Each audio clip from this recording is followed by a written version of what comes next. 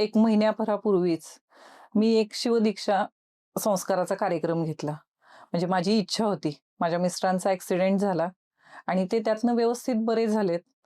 पण एक समाजाचं देणं म्हणून म्हणून हा कार्यक्रम एक केला होता. त्याच्यासाठी एक जगद्गुरू आणि 10 शिवाचार्य आले होते आणि तो समाजाचं देणं म्हणून जो झाला कार्यक्रम, त्याच्यात 950 लोकांनी शिवदीक्षा घेतली आणि त्याचाच आशीर्वाद म्हणून हं, आज ह्यांची प्रकृतीही व्यवस्थित आहे हं. आणि त्याचा निश्चितच फायदा झाला आणि एक समाजसेवा म्हणून आम्ही हे अविरत काही ना काही करत राहू.